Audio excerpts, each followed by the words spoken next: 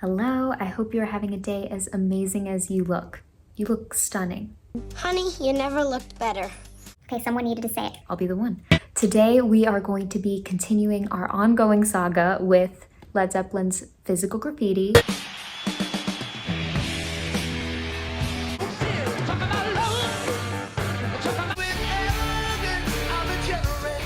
And we're going to be reacting to side 3. Starting off the day, we have In the Light.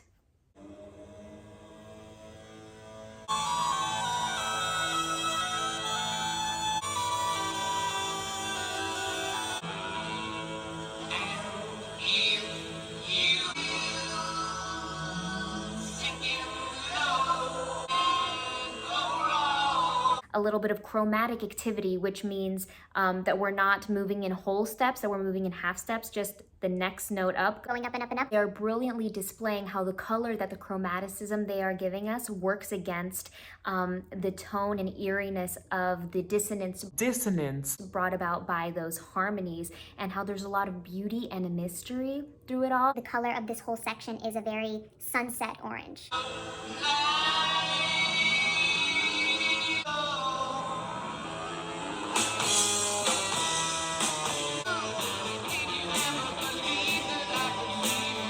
It's so interesting seeing the development of this song and how this section already contrasts so vividly to what we were given at first. So we had a lot of ascending motion at first, and now we have a descending motion. And even though this difference seems large compared to all the other contrasting elements going on, this one almost feels like a coincidence. Coincidence? I think not!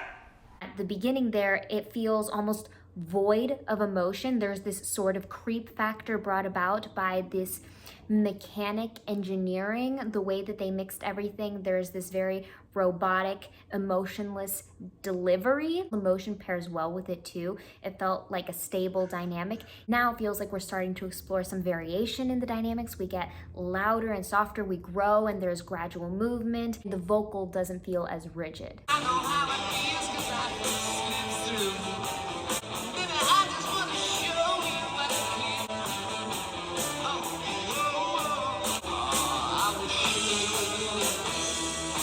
There is an element that they are being rather faithful to and carrying over, keeping alive, and that is both distortion, so there's two actually, distortion and dissonance. There is some clashing element that is coming through. It just feels like more movable now, as opposed to this very stiff delivery that feels almost humanless, robotic, mechanical.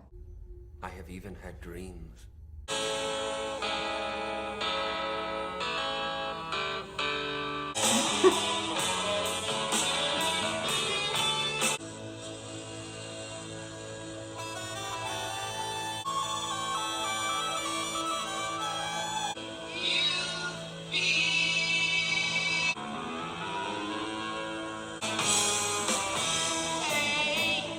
An area, among many others, that Led Zeppelin absolutely knocks out of the park and always leaves me speechless with is the instrumental transitional segment. So going from that B section back into that robotic mechanical A section, they delivered to us a brand new sound that hasn't even been explored in this song yet. However, they delivered it on a beautiful silver platter, made it one of the highlights of the song really, and it was purely instrumental. There was an electric guitar going on. It was extremely captivating and it was quite beautiful.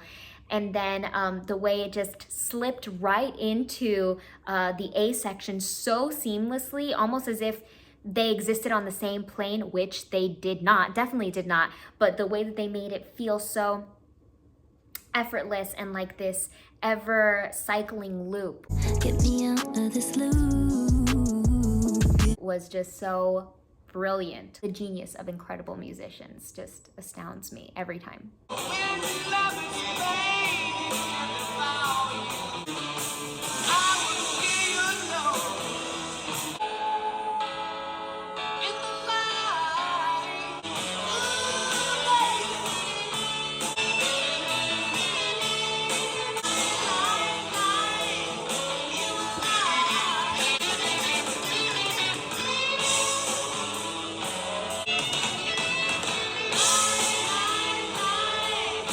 splendid. What kept that outro so vibrant and lively throughout the monotonous sequencing of repetition was the delivery of the dynamics, I feel, and the forceful, powerful nature at which it was played. How every time we had that riff or motif repeated, they were diligent to start with that piano and gradually grow to a forte, and the way that they just were able to keep that on cycle, on loop, was so divine and captivating every moment of this song. And this was a long one. This was a rather long one, but I felt like every moment was intriguing. It didn't feel as long as it says it is. It says that it's 8 minutes and 46 seconds, almost 10 minutes, and it didn't feel like that at all, at least not to me. Mr. President! This sucker's quick. Okay, so for number 2, I looked up how to pronounce this. And if I get it wrong, feel free to drag me in the comments below, roast me. But if you decide to, just know that you're bullying someone who's trying their best. Okay? Oh gosh. Bron-Yr-Aur, not to be confused with Bron-Yr-Aur Stomp, which I believe we already listened to in Led Zeppelin 3, perhaps side 2. Maybe side 1, maybe side 2. This is just Bron-Yr-Aur, I think, unless that's not how you say it. But here we go. Beautiful.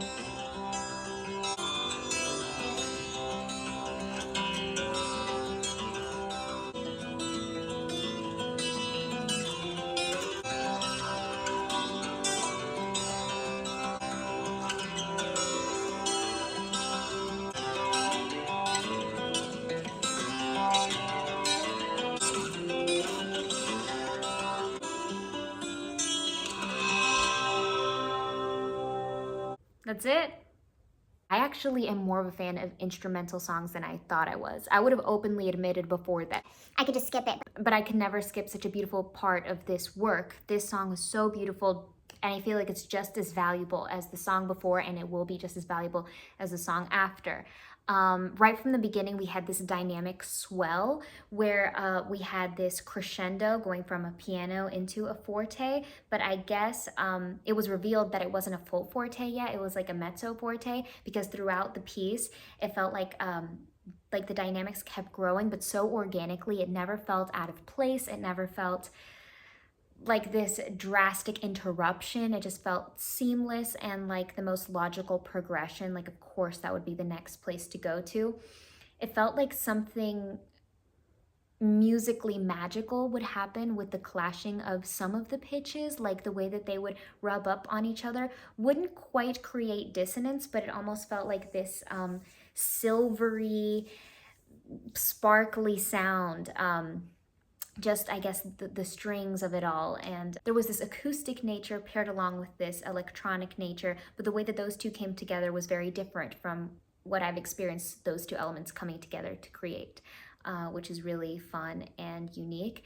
And some of my favorite moments were moments where I would have thought would lead to some dissonance. Like, it felt like they were introducing notes that didn't belong into the scale, but instead of making that feel unsettling or like it didn't belong or out of place, it felt like a captivating, hypnotic moment. It felt like probably some of the most heartbreaking, beautiful moments in this piece. And that's saying a lot, because the entire song was very, very beautiful. If I had to describe this song in one word, it would be, I would make it 2 words. I would say gorgeous elegance is what I would call this one. It was definitely a moment of peace and calm throughout the storm of this entire album. Not just this side, but the entire album has been this expedition that's been really, really fun to embark on. But it's really nice to have moments like these too, where you just can enjoy and relax a little bit and sit in it. At number 3, and second to last, we have Down by the Seaside.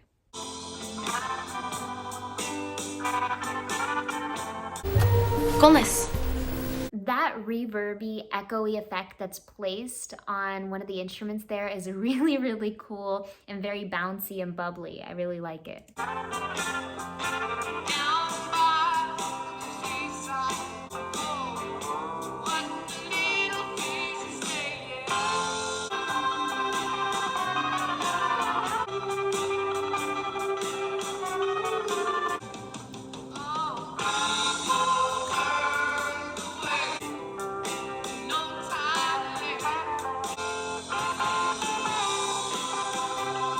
feels like we have some distance with the vocal, like the vocal's kind of far away, and it's adding to paint this rather somber picture for a song that exists so much in the major, so bright. I feel like we've only been having major, but it's that same sadness that I associate with happy nostalgia.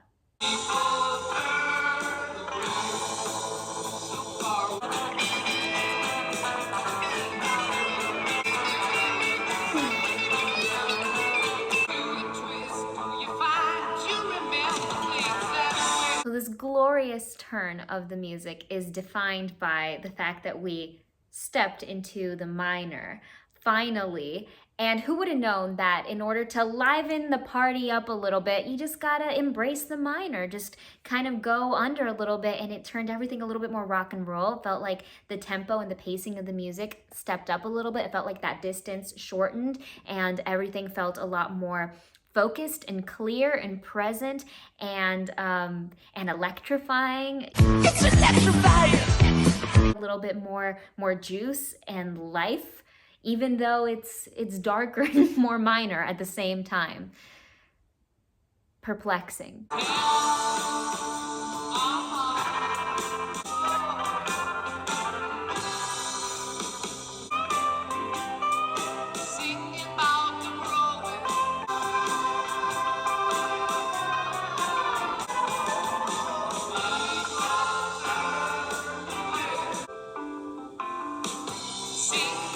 That little part right there kind of reminded me of the intro to Dancing in the Moonlight, just a little bit.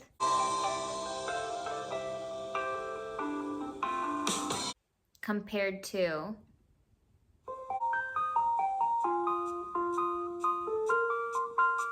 they're certainly not the same thing, but there's a shared essence.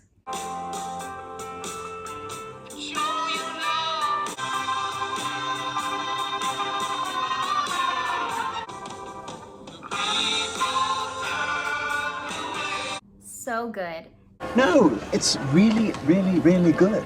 Every element fused together so perfectly to create this amazing moment in time that the space of this song exists in.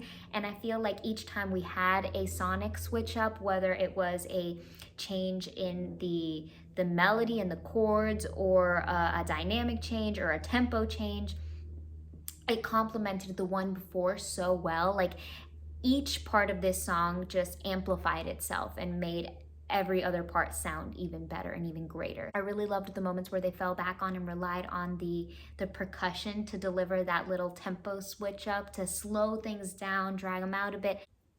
It's just so good. El último canción de hoy también es nuestro número 4. Se llama 10 Years Gone.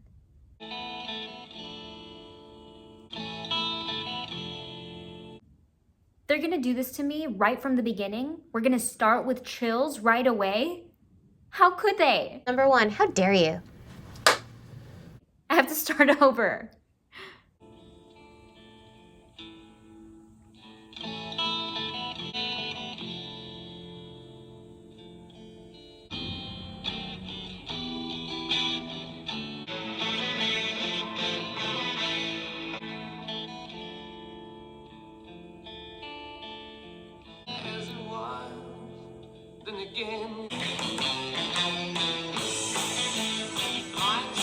Okay, so this sort of back and forth ping-ponging call and response dynamic that's been set into place even before the vocal got introduced reminds me so much of Come Together and I Want You, in parentheses, She's So Heavy, where we have this textural difference, right? Where it's the weight and heaviness changes. We go from this lighter, beautiful, heartbreaking moment, and then the sound drops and gets a little darker and more clouded.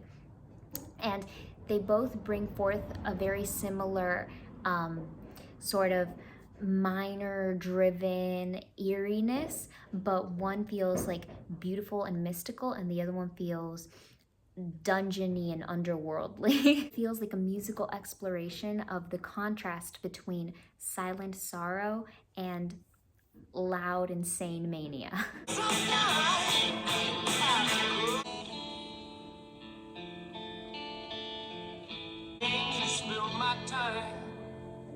That's alright with me.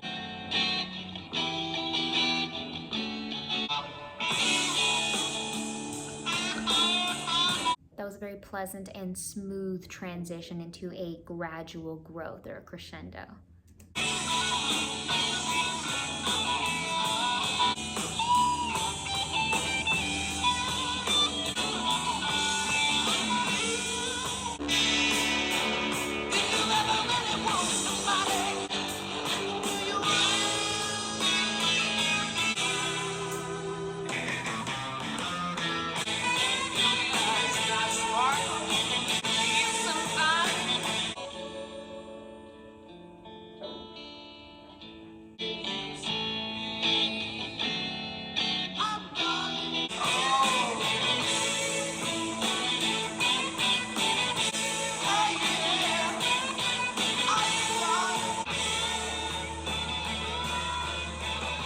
That final outburst there was so celebratory, and that festive nature was brought to us every time we had that outburst. Through the percussion, I felt like they relied so heavily on them, and they performed them so beautifully with so much excellence, and the manipulation of the vocal in this piece was done so cleverly. I feel like it blended in to all of the other musical aspects around it down in the softer, more somber parts, and it was the thing that broke your heart. It just fused together so seamlessly. It was one with the music. But then when we flipped over to the more rock and roll parts of this song, it stood out like a knife or blade that was extremely serrated, so gravelly and raspy, the perfect rock and roll element for sure. A+ all the way around.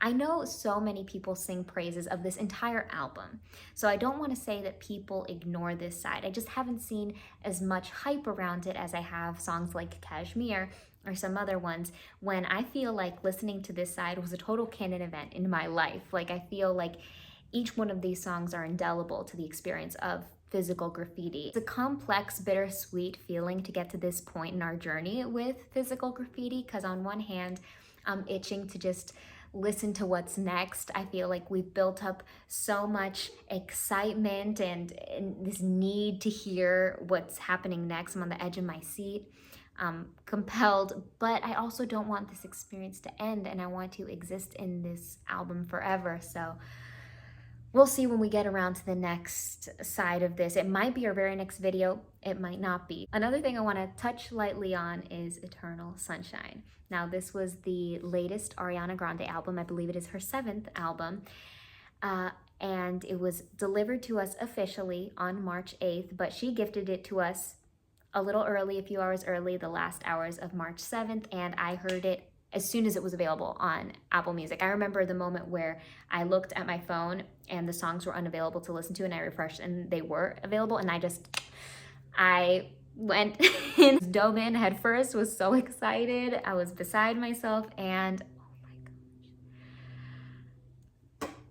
So beyond fulfilled, satisfied, fed, so amazing. Oh my God. I can't even explain or put into words my experience. I mean, I could try. What I will say is that I'm glad I didn't do a reaction or first listen video to this album. Now, I loved it from the very beginning, and that has not changed. I love the song so much, but what it means to me has changed. With every listen, I feel like it resonates more and more with me, just like general feelings too. The main reason I'm so glad that I didn't do a first listen is because my initial favorite songs have not necessarily stuck around. I still love the songs that were my favorite from the beginning. I still love them the same amount, but there are other songs that have just risen from the ashes and become total anthems to me. So I'll talk about the songs that were my favorite on the first listen. By True Story, The Boy Is Mine, and I Wish I Hated You. Now, I really, really love I Don't Want to Break Up Again, Imperfect for You, especially after watching the second part of her interview with Zach Sang. And when she mentioned Rubber Soul, I paused the video and had like a total like freak out fangirl moment. It was like this surreal thing that I couldn't believe I just heard. I thought I hallucinated it. I thought I was living in a simulation. I don't know. Or maybe I manifested that, because it's like two of my worlds colliding that I don't think I've ever heard her talk about the Beatles, or if I have, I completely wiped that from my memory, or that was at a time where they didn't hold the place in my life that they do now.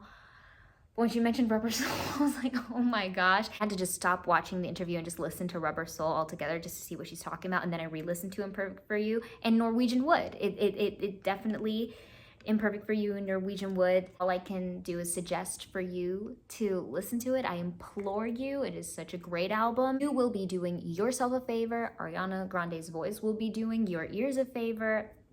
It'll work out for everyone. Thank you truly from the bottom of my heart. AP, Jerry Manas, Marissa Martinez, Mr. B, John Garcia, Bob Charles, Swedish Jeff, and Kevin Corkill. You are truly beautiful and vibrant in every way, shape, and form. AP, Jerry, Marissa, and Mr. B, Bob, John, Jeff, and Kevin. Here's a love letter to you. Read it in whatever color you want to. From my pen to your ears. I hope you can hear my heart beating in blue,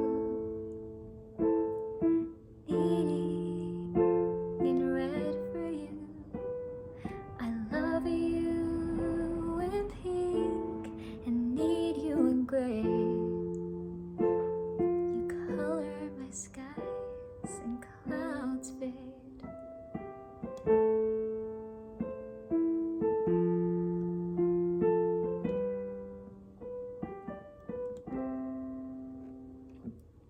I love you guys so very much. You guys color my world. You wash away all the gray, and I'm so very grateful for that. Thank you so much for making the experience of Led Zeppelin even more rock and roll. Go out there, have a rock and roll day, and find a way to take it easy. What is this? Dancing in the Moonlight original. Like, what's going on here? Top loader. Car. What's up with all these cars today? And airplanes and just, vehicles.